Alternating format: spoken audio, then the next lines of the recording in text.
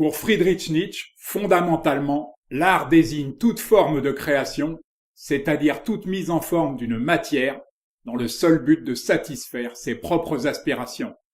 L'artiste est donc moins celui qui s'adonne à la pratique des beaux-arts que celui qui tente de produire l'illusion, l'apparence et le mensonge nécessaires à la vie en dissimulant sous le voile de sa création la vérité de la nature.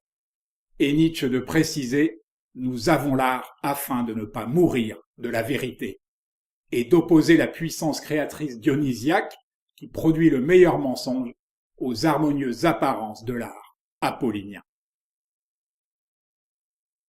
Parmi les mythes qui illustrent cette force créatrice des artistes, ou leur volonté de puissance comme vous préférez, il y en a un, on le comprend aisément, qui les a particulièrement inspirés, c'est celui de Pygmalion et Galatée.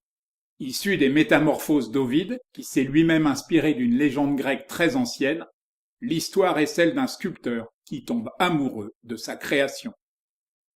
Elle serait en fait apparue, selon plusieurs spécialistes très pointus, il y a plus de 3000 ans dans l'actuelle Libye, anciennement Berbérie préhistorique. Le récit kabyle est d'ailleurs savoureux, dans la mesure où le véritable héros est un singe savant, comme vous allez pouvoir en juger. S'adressant sans se montrer à une jeune femme désireuse d'épouser le premier homme qui réussirait à la faire parler, il lui tint à peu près ce langage.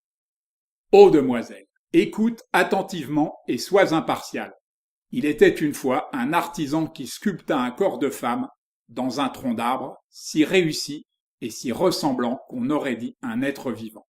Sa statue finie, l'artisan l'exposa devant sa boutique. Gênés par sa nudité, de riches marchands la parèrent bientôt d'étoffes chatoyantes, d'autres la couvrirent de bijoux, d'autres encore la fardèrent. Passant par là, et se désolant qu'une femme aussi belle ne soit pas réelle, un prophète lui insuffla la vie. Alors, demoiselle, lequel de ces hommes peut prétendre que cette femme lui appartient? Pour ma part, je choisirai l'artisan sans hésiter. Révoltée, la jeune femme rétorqua vivement que seul le prophète avait donné une âme à la statue avant de réaliser qu'elle venait de rompre son vœu de silence. On ne sait si le singe fut invité à la noce.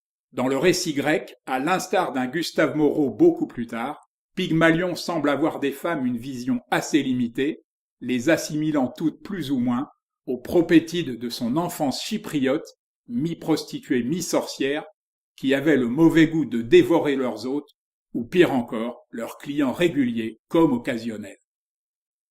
On notera au passage que la déesse Aphrodite, que nous reverrons plus loin, les transforma en statues de pierre un jour où elle était de mauvaise humeur, au prétexte que les propétides refusaient de célébrer son culte. Mais revenons à nos moutons, ou plutôt à Pygmalion. Rétif à toute idée de mariage, du fait de sa vision des femmes et repoussant sans ménagement les candidates que lui présentait sa vieille maman, le sculpteur se réfugia dans la création d'une femme parfaite, censée représenter son idéal féminin, inatteignable sous toute autre forme que celle d'une statue.